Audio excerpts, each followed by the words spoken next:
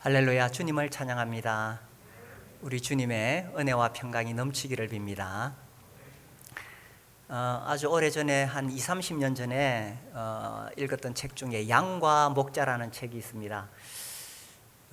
이 필립 켈러라는 분이 쓰셨는데 그 동아프리카 쪽의 선교사의 아들이었습니다.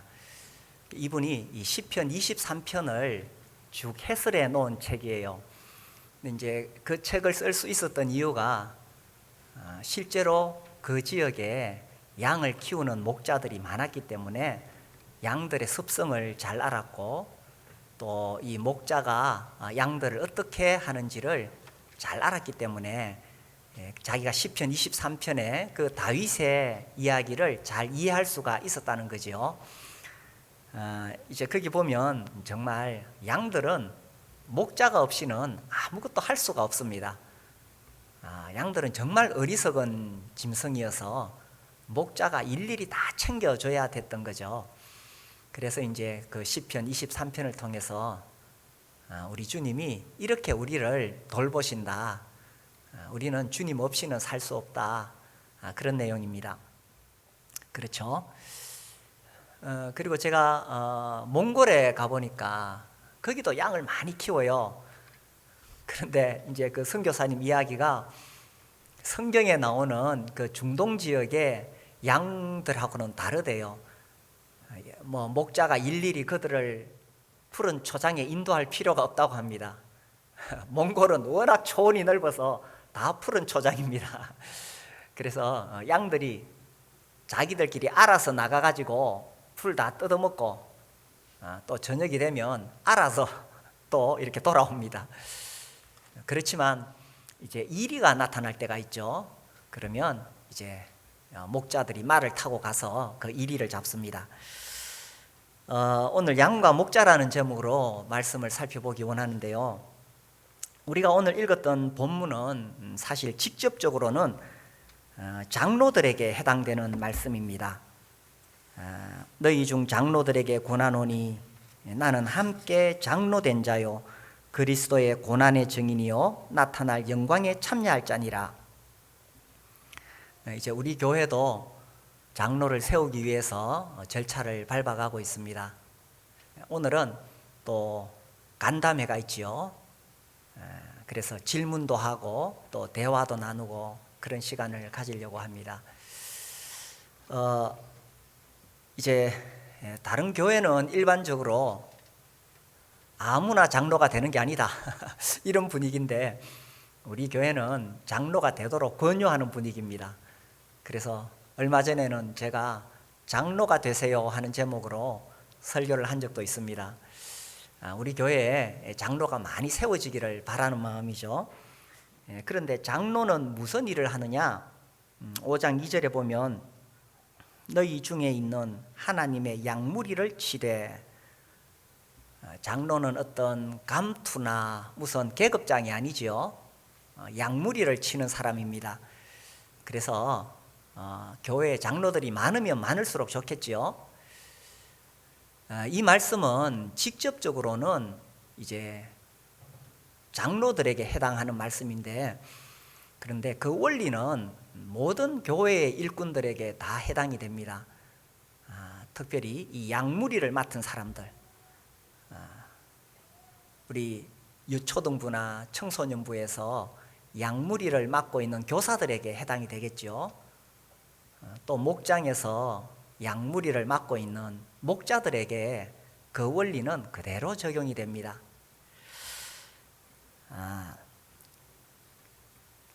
이 교회에서 우리가 많은 사역들, 섬김을 하는데 이 모든 사역의 초점은 결국 양무리를 돌보는 것이지요. 매주 우리 교회 방송팀이 수고를 합니다. 가끔씩 한 번씩 뭔가 문제가 생길 때 있죠. 그러면 우리 모두가 당황합니다. 그만큼 우리 방송팀이 중요하고 또 매주 그렇게 섬기고 있습니다. 평상시 잘 할 때는 우리가 고마운 줄 모르다가 좀 사고 나면은 왜 저러나 그러는데 매주 정말 수고를 하고 있습니다. 또 매주 우리 재정팀이 또 수고하고 있고 건물 관리하시고 그 외에 많은 사역들이 있습니다. 그런데 이 모든 사역들이 다 모여서 초점은 결국 양무리를 돌보는 것입니다.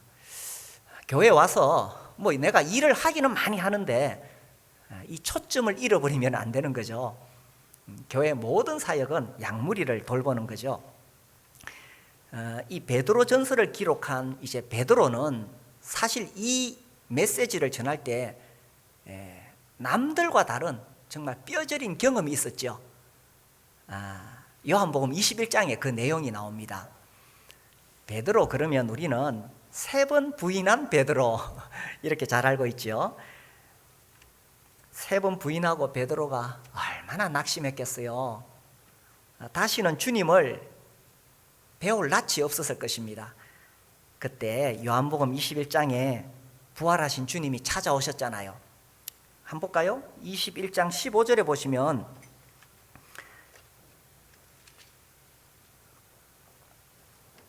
이제 밤새도록 물고기 잡다가 지쳐있는 그들에게 부활하신 주님이 찾아오셔서 숯불구이를 주시지요. 아이고, 이 떡하고 생선하고 숯불에 구웠으니까 참 맛있었겠어요. 그거 배불리 먹은 후에 15절 그들이 조반 먹은 후에 예수께서 시몬 베드로에게 이르시되 요한의 아들 시몬아 네가 이 사람들보다 나를 더 사랑하느냐. 아이고, 저는 이 구절 읽을 때마다 막 가슴이 찌릿찌릿해요. 요한의 아들 시몬아 네가 이 사람들보다 나를 더 사랑하느냐. 아니, 베드로한테 한 말씀인데 왜 내가 찌릿찌릿한지 모르겠어요. 하시니 이르되 주님 그러하나이다. 내가 주님을 사랑하는 줄 주님께서 아시나이다. 이르시되 내 어린 양을 먹이라 하시고 16절 또 두 번째 이르시되 요한의 아들 시몬아 네가 나를 사랑하느냐. 17절 세 번째 이르시되 요한의 아들 시몬아 네가 나를 사랑하느냐. 3번 부인했기 때문에 주님이 3번 물으신 것 같아요. 그죠? 주님이 여기서 찾아오신 이유가 베드로를 회복시키기 위함이죠. 베드로 네가 나를 모른다고 3번 부인했지만 그건 너의 진심이 아닌 줄 내가 안다. 그렇죠. 우리도 신앙생활 하다 보면 어떤 위협을 받을 때에 사실 세상과 타협할 때 있습니다. 넘어질 때 있습니다. 실패할 때 있습니다. 그렇지만 그게 우리의 진심은 아니죠. 우리 마음 깊은 곳에는 여전히 주님을 사랑하는 마음이 있습니다. 그런데 사실 뭐 이렇게 위협을 받으면 넘어지기도 합니다. 그래서 주님이 베드로에게 찾아오셔서 그의 진심을 고백할 수 있는 기회를 주신 거예요. 그래서 주님이 그래 내가 네 진심을 안다. 그렇게 격려해서 베드로를 회복시키려고 3번 질문하신 거죠. 네가 나를 사랑하느냐. 어떻습니까? 주님이 나에게 물으신다면 뭐라고 대답하실 수 있겠어요? 네가 나를 사랑하느냐. 우리가 신앙생활을 하면서 정말 많이 넘어지고 쓰러지고 또 실패하고 그럽니다. 주님 그렇게 물으실 때에 선뜻 뭐라고 탁 자신 있게는 뭐 감히 말 못하지만 우리의 중심에는 그렇죠. 내가 주님을 사랑하는 줄 주님이 아십니다. 이게 우리의 대답입니다. 베드로가 그렇게 대답했을 때에 그때 주님께서 하신 말씀이 이거죠. 내 어린 양을 먹이라. 지금 이 자리가 보통 자리가 아닙니다. 정말 심각하고 진지한 자리지요. 베드로는 완전히 무너질 대로 다 무너졌고 다시 주님을 만날 그런 낯이 없습니다. 그런 자리에 주님이 먼저 찾아오셔서 이렇게 질문하시고 내 어린 양을 먹이라고 했을 때 이건 굉장히 그 진지한 자리고 정말 그 진심이 오가는 자리입니다. 그래서 베드로가 그 주님의 부탁을 받았을 때에 내 어린 양을 먹이라 하신 것이 그의 심장에 새겨졌을 것 같아요. 평생을 잊지 못할 배신한 자기에게 찾아오셔서 부탁하신 그 말씀 가슴에 새겨졌겠죠. 그리고 이제 자기와 같은 입장에 있는 그 장로들에게 오늘 베드로전서 5장에서 이렇게 부탁하는 거예요. 그죠? 5장 2절에 너희 중에 있는 하나님의 양무리를 치되, 자기가 받았던 그대로 부탁을 하는 겁니다. 어떻습니까? 우리에게 주님이 만약 네가 나를 사랑하느냐 이렇게 물으신다면, 사실 우리는 매주 이런 고백을 합니다. 떡과 잔 앞에서 주님이 우리에게 베풀어 주신 사랑을 기억하면서 다 이렇게 고백하고 있습니다. 그죠? 표현은 다르지만 내가 주님을 사랑한다는 그런 고백을 우리는 매주 우리 형제님들이 특별히 하고 있습니다. 그렇게 고백할 때 주님이 딱 부탁하시는 말씀이 이거예요. 내 어린 양을 먹이라. 입술로 그렇게 고백하는데, 입술로뿐만 아니라, 그래 이제 베드로가 정말 자기가 주님을 사랑한다는 것을 그의 평생을 통해서 드러낼 수 있는 길이 열린 거죠. 주님은 이미 부활하셔서 하늘 올라가셨어요. 그런데 주님을 사랑하는 것을 어떻게 그의 삶을 통해 드러낼 수가 있느냐? 주님의 어린 양을 먹이는 거죠. 이것은 베드로에게만 부탁하신 것이 아니고, 이것은 장로들에게만 부탁하신 것이 아니고, 주님을 사랑하는 사람들에게 주님께서 동일하게 하신 부탁이겠죠. 나는 베드로 아닌데 상관없어. 나는 장로 아닌데 상관없어. 그게 아니라 주님을 사랑한다면 우리가 할 수 있는 일이 뭐냐? 주님의 어린 양을 먹이는 겁니다. 주님에게는 이게 가장 소중한 이 어린 양들을 남기고 승천하셔야 되는데, 이 소중한 주님의 어린 양들을 누구에게 맡길 수 있을까? 누구에게 맡길 수 있을까? 자기를 사랑하는 사람들, 그죠? 비록 베드로처럼 실패할 수 있어요. 넘어질 수 있어요. 우리 다 그런 사람들이죠. 그러나 우리 중심에는, 구원받은 모든 성도들의 중심에는 주님을 사랑하는 마음이 있죠. 그래서 그런 사람들에게 주님께서 어린 양을 맡기는 거예요. 우리 교회는 목장이 있습니다. 우리는 성경대로 집에 있는 교회를 세우려고 합니다. 제가 예전에는 이렇게 생각했죠. 초대교회 시대에는 건물이 없으니까 집에서 모였지 않겠느냐. 서신서에 보면 집에 있는 교회라고 반복해서 나오잖아요. 근데 많은 사람들이 지금도 그렇게 생각하고 있습니다. 우리는 이제 큰 건물이 있으니까 건물교회다 이렇게 생각하는데, 근데 제가 이 원리를 발견하고 성경을 읽으면 읽을수록, 또 제가 이제 20년 우리 교회에서 목회를 하면서 정말 확실하게 이것이 깨달아집니다. 주님은 건물교회를 세우려고 하신 게 아니에요. 주님이 디자인한 교회는 가정교회입니다. 집에서 식구가 되어서 함께 먹고 함께 삶을 나누고 기뻐하고 슬퍼하고 함께 기도하고 또 전도하는 그런 집에 있는 교회를 주님이 세우려고 하셨구나. 그런데 이제 313년 기독교 공인되고 기독교가 발전하면서 제도화되고, 그죠? 그러면서 사실은 이 원리들이 무너지기 시작했는 거예요. 그러다 보니까 마치 우리만 이상한 것 하는 것처럼 생각하는데 그렇지 않죠. 우리 교회는 정말 성경에 있는 대로 해보려고 애쓰는 교회입니다. 그래서 우리 교회는 매주 떡과 잔을 통해서 주님을 기념합니다. 다른 교회는 그렇게 안 해도 상관없어요. 성경에 보니까 그렇게 하는 게 맞아요. 우리 교회는 성직자와 평신도의 구분이 없습니다. 왜요? 성경에 보니까 다 형제들이니까. 그래서 성경대로 하려고 집에 있는 교회를 하려고 하는 겁니다. 그래서 우리가 참 잘했는데, 그죠? 작년에 코로나가 시작되면서 이게 다 지금 무너져 버렸습니다. 위드 코로나 그러지만 앞으로 더 심해질 수도 있어요. 새로운 변이가 자꾸 나오죠. 그런데 정말 이 코로나가 시작되면서 교회가 매우 위험해졌습니다. 작년까지만 해도 아이고 뭐 끝나겠지, 또 조금 우리가 힘이 빠져도 끝나면 금방 회복될 거야, 그랬는데 지금 2년이 되어가면서 야, 이렇게 가면 위험해지겠구나, 제가 위기감을 느끼기 시작했습니다. 그래서 우리가 정신 차리지 않으면 우리도 모르게 영적인 힘이 빠져나겠구나 하는 생각입니다. 코로나 이후에 지금 한국 사회에서 이 교회에 대한 부정적인 시각이 점점 커지고 있죠. 그래서 전도하기도 힘들고, 가장 큰 피해를 입고 있는 것은 우리 어린 자녀들입니다.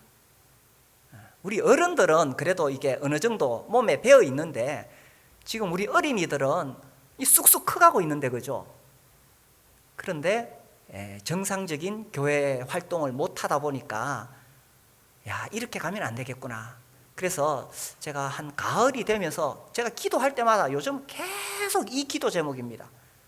우리 교회에 다시 이 목장이 회복되기를 바라는 게, 뭐 다른 거 기도하다가 나도 모르게 그렇게 하고 있고요. 뭐 저는 늘 그렇게 살아야 되니까 틈날 때마다 기도하잖아요. 뭐 틈날 때마다 기도하고 하는데 계속 나도 모르게 이 기도가 나오는 거예요. 그래서 이제 연말인데 새해가 시작되기 전에 목자가 없는 목장에는 목자가 세워져야 되고, 또 이 분가할 목장은 분가를 해서 사람 수를 줄여야 됩니다. 그래야 정상적으로 모일 수가 있거든요. 사실 우리가 비대면으로 줌으로 목장을 하기도 하고 했는데 이게 뭐 그동안에는 통했어요. 그런데 이제 시간이 더 지나가면 이게 이제 의미가 없어지게 됩니다. 어떻게든 함께 서로 얼굴을 봐야 되고, 집에서 안 되면 뭐 카페에서 모이든지 식당에서 모이든지, 또 우리 교회 옥상에다가 지금 잘 꾸며놨습니다. 어제도 보니까 막 텐트 치고 카톡방에서 다 보셨죠? 멋있죠? 어떻게든 서로 얼굴을 보면서 그렇게 만남이 필요합니다. 신앙은 하나님과 나와의 관계뿐만 아니라 철저하게 성경에는 서로라고 수없이 반복되어 있습니다. 그래서 이 성도들과의 서로의 관계가 매우 필요합니다. 지금 코로나가 앞으로 어떻게 될지 더 심각해질 수도 있습니다. 그런데 사실 식당 가고 지하철 가보면 얼마나 붐빕니까? 그런데 교회만 계속 압력을 넣어요. 이게 제가 이제 무조건 그렇게 우리가 받아들일 수만 있는 것은 아니라고 생각합니다. 우리도 좀 더 적극적으로 대응하면서 우리의 믿음을 지키기 위해서 나아가야 된다고 생각을 해요. 그렇게 되려면 목자가 가장 중요합니다. 그렇죠? 또 우리 청소년 분반에서 청소년부 교사 그리고 청소년부 목자들이 있는데, 어쨌든 자기가 맡은 양들이 있는 이 목자가 가장 중요합니다. 제가 한 번씩 그 리더의 중요성에 대해 이야기할 때 양이 대장인데 군사들은 사자들이고, 그죠? 군사들은 양이지만 사자가 대장인 경우를 예를 들잖아요. 누가 싸우면 이기느냐? 사자가 대장인 그 군대가 이깁니다. 결국은 리더가 어떻게 하느냐에 따라서 살 길이 있는 거예요. 그래서 아무리 코로나가 어쩌니 뭐 어쩌니 해도 목자가 어떻게든 이 목장을 살리려고 하면 수가 보입니다. 방법이 생겨납니다. 어떻게든 자기 목장 식구들 어떻게든 살려낼 수 있는 길이 열립니다. 그래서요, 이 목자를 우리가 잘 격려를 해야 됩니다. 목자가 힘을 낼 수 있도록 우리 목장 식구들이 잘 격려해 줘야 됩니다. 사실 오늘은 우리 목자들의 모임인 초모임을 합니다. 교회적으로 어떻게 하면 우리 목자들을 좀 격려할 수 있을까? 목자들만 힘을 내면 목장이 살아나고 그럼 교회가 살아나거든요. 그래서 우리 목자들을 격려할 필요가 있습니다. 사실 이 교회 리더십은 회사하고 다르잖아요. 보세요. 그 5장 2절에 보면 너희 중에 있는 하나님의 양무리를 치되 억지로 하지 말고 하나님의 뜻을 따라 자원함으로 하며, 그죠? 억지로 하지 말라 그랬어요. 자원함으로 하라 그랬어요. 또 두 번째, 더러운 이득을 위하여 하지 말고 기꺼이 하며.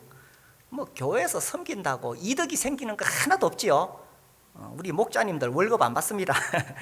기꺼이 하며. 세 번째 3절, 맡은 자들에게 주장하는 자세를 하지 말고 양무리의 본이 되라. 이거 뭐 명령한다고 되는 것도 아닙니다. 회사는요, 사장님이 그래도 월급으로 아니면은 막 이렇게 잘라내면 안 되니까 권력이 있지만, 교회 리더십은 그런 게 없습니다. 그야말로 섬기는 것이고, 그러니까 힘이 들죠. 그러니까 이게 자원함으로 안 하면 안 되고, 기꺼이 안 하면 안 되고, 본이 되지 않으면 안 되는 거죠. 그래서 주님이 이 소중한 주님의 양무리를 누구에게 맡기셨느냐? 능력 있는 사람, 사회적인 지위가 있는 사람에게 맡기지 않았어요. 누구에게 맡기셨느냐? 너무 막 완벽한 사람에게 맡기지 않았어요. 누구에게 맡기셨느냐? 베드로처럼 3번 부인했지만, 그러니까 완벽하지 않아요, 그죠? 3번 부인했지만 그 중심에 주님을 사랑하는 사람에게 맡기신 거예요.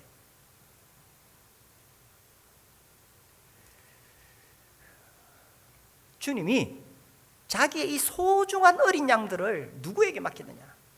만약 어떤 부모가 먼 길을 떠나야 되는데 정말 이 젖먹이 아기들, 어린 아기들을 맡긴다 그러면 누구한테 맡기겠어요? 어린이집 교사?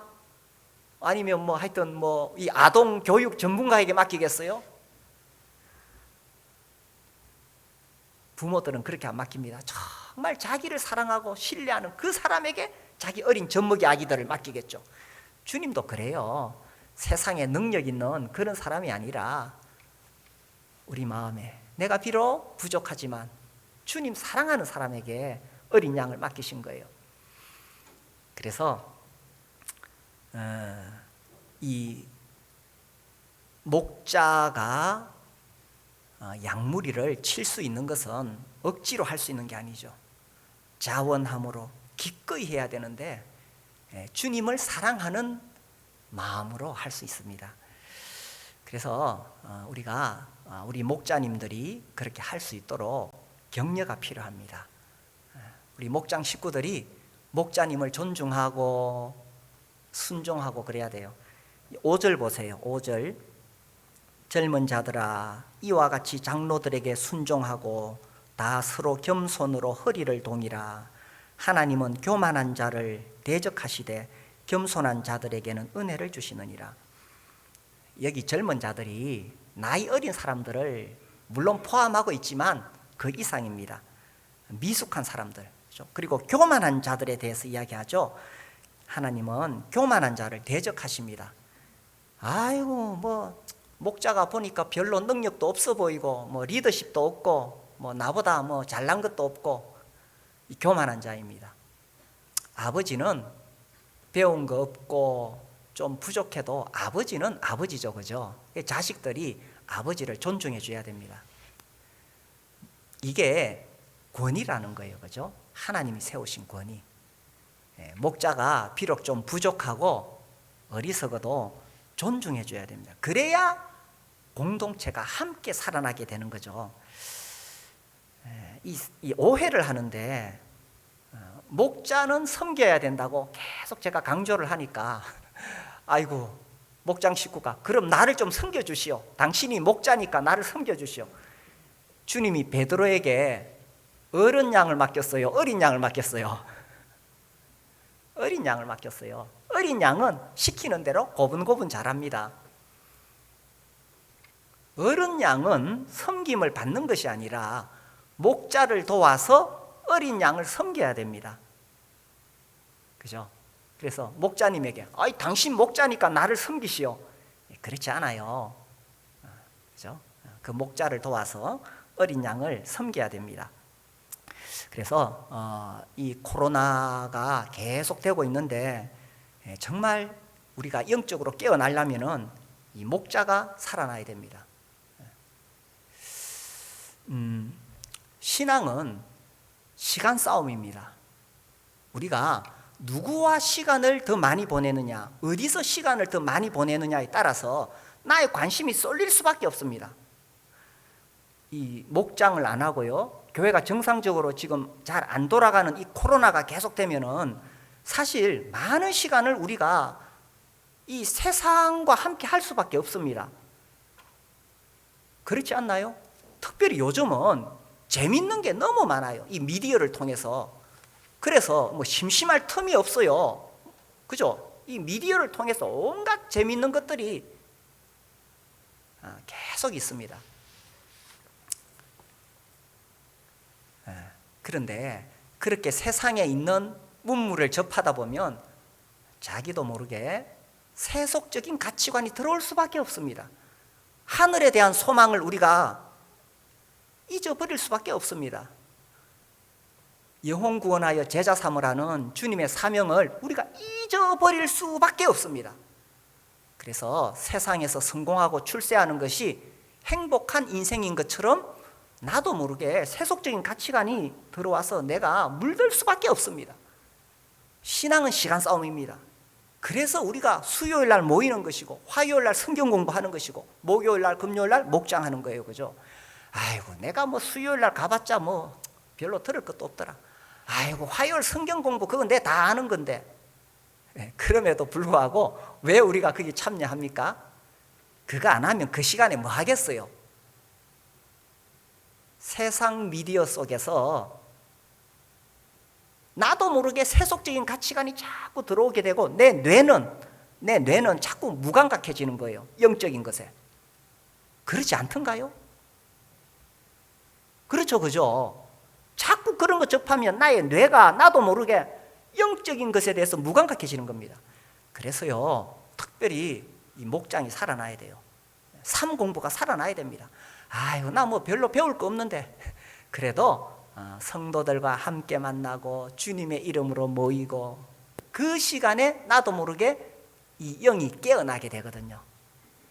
그래서 이제 코로나 2년이 이렇게 되어 가는데 제 마음에 정말 이런 간절함이 있습니다. 우리가 다시 이 목장이 회복되고 뭐 지금 옛날처럼 완전히 돌아갈 수는 없지만 아무튼 좀 식구들이 많은 데는 빨리 분가를 해야 됩니다.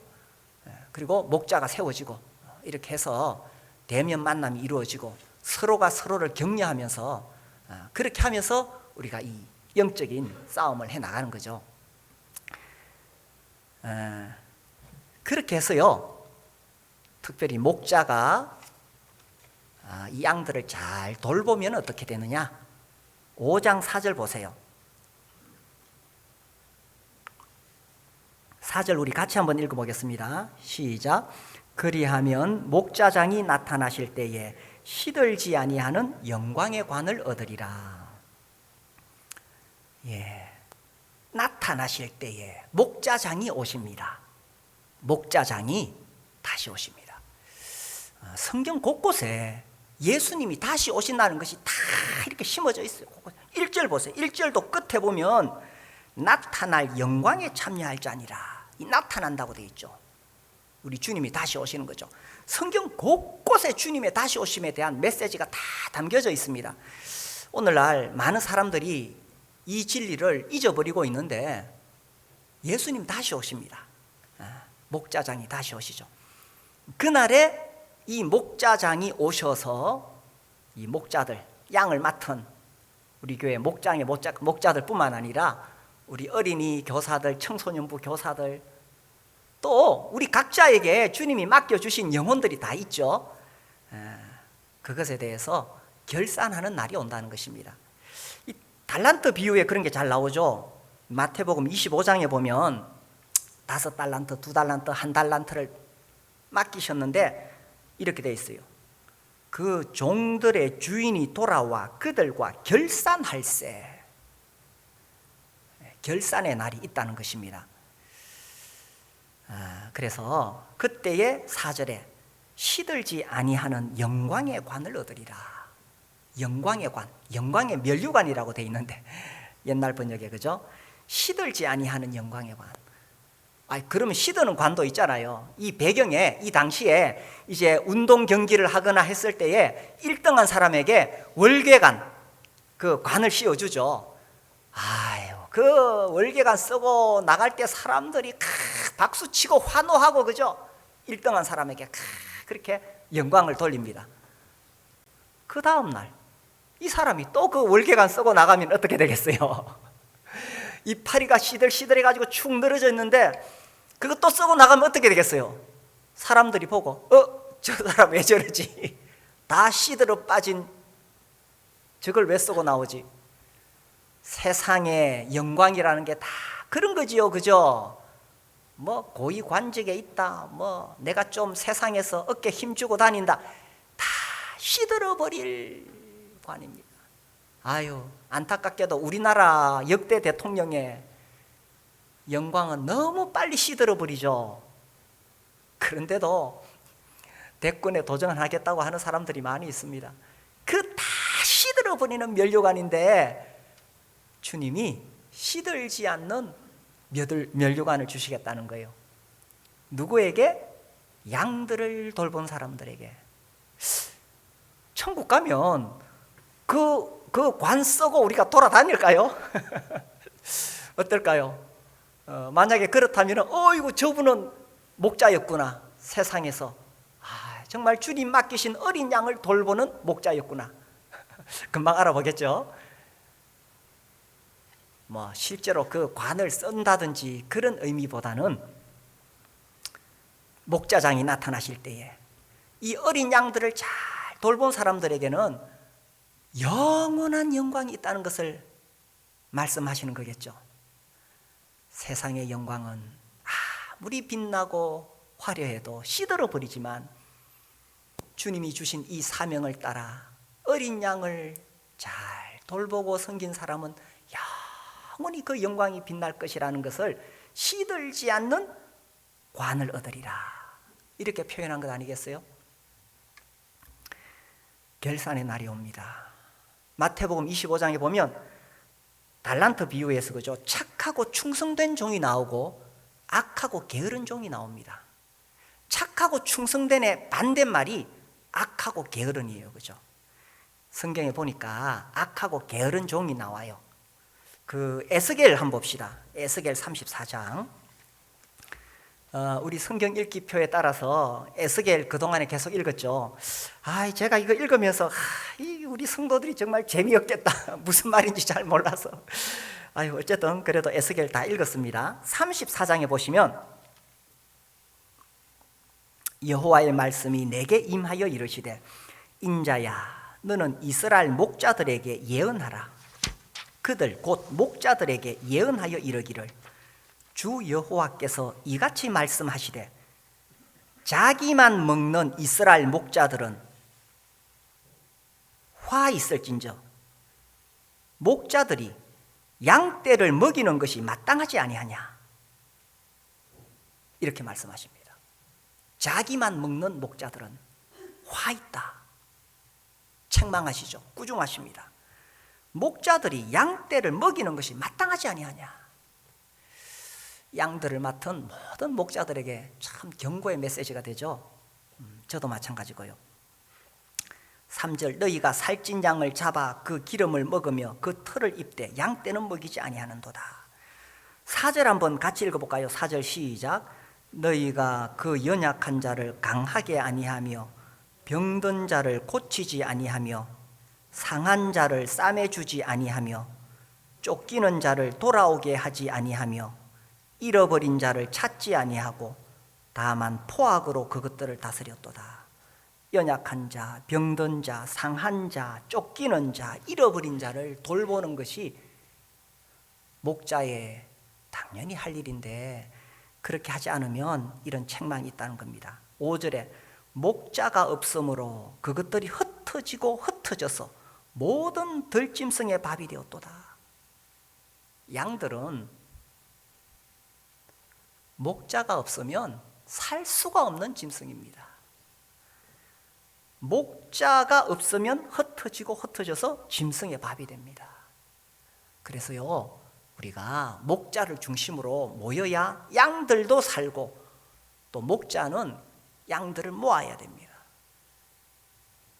특별히 우리가 목장을 통해서 목자는 양들을 모아야 되고, 목장 식구들은 아유 나는 목자 없이도 잘 살 수 있어, 그렇지 않습니다. 목자를 중심으로 같이 모여야 우리가 함께 살 수 있어요. 안 그리고 나는 목자 필요 없다 하고 가면 여기 보니까 짐승의 밥이 됩니다. 또 목자도 마찬가지입니다. 양들을 방치하면 들짐승의 밥이 됩니다.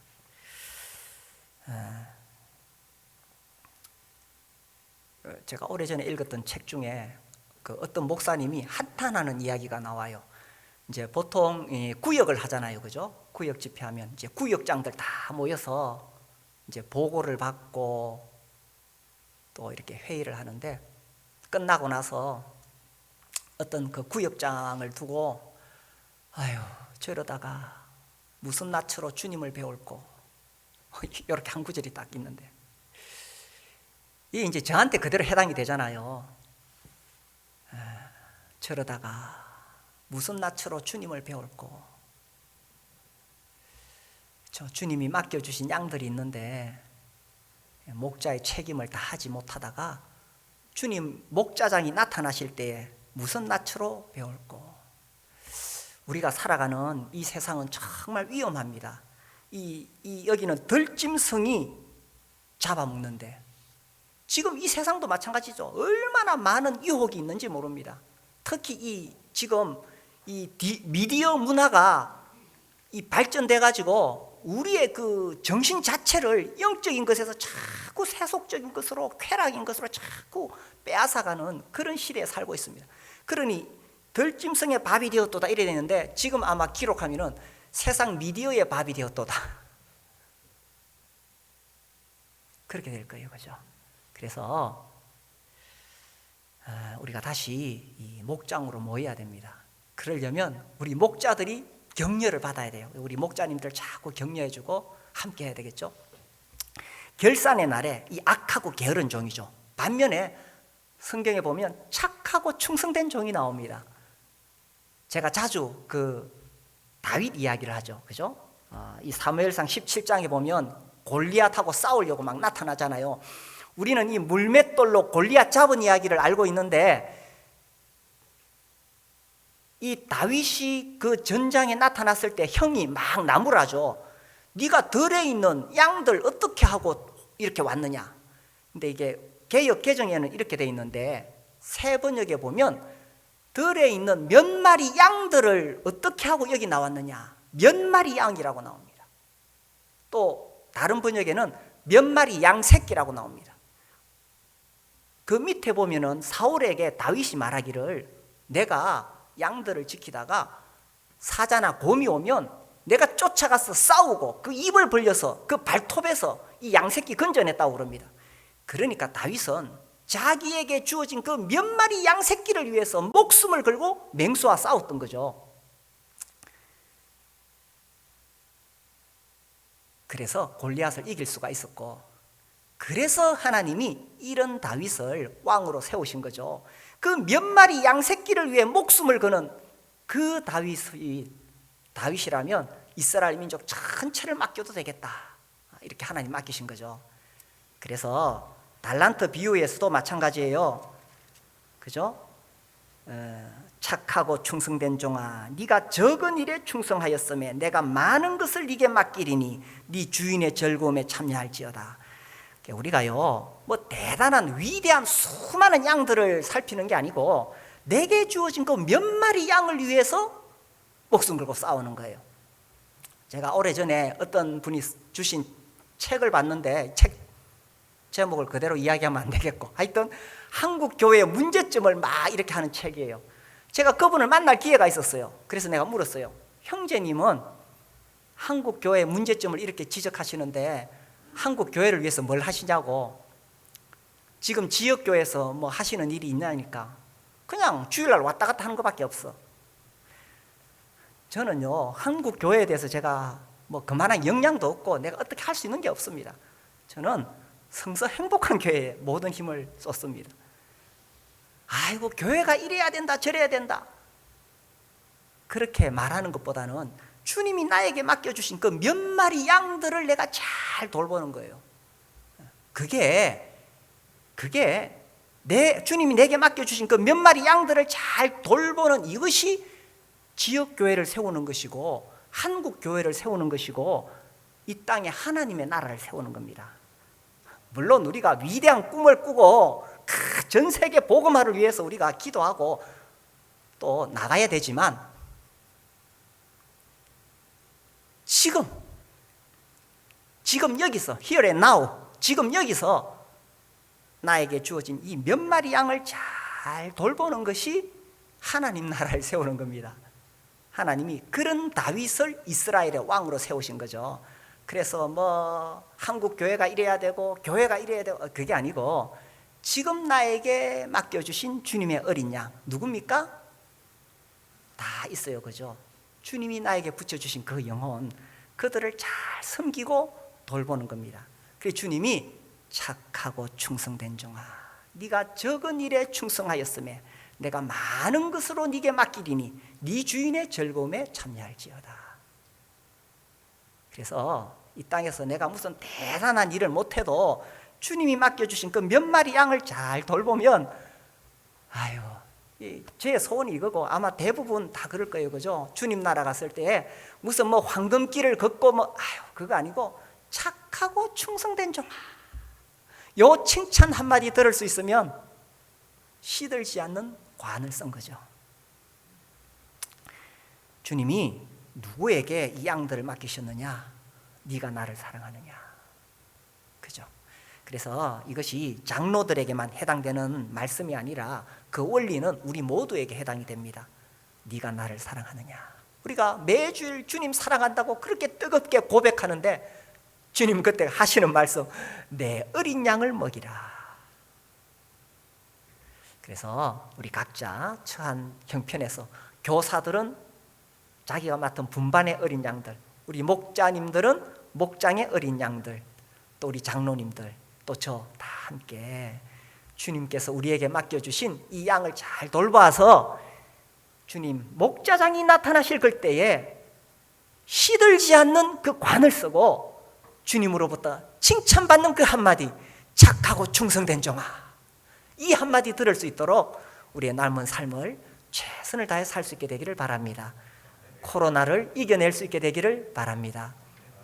우리 함께 기도하겠습니다.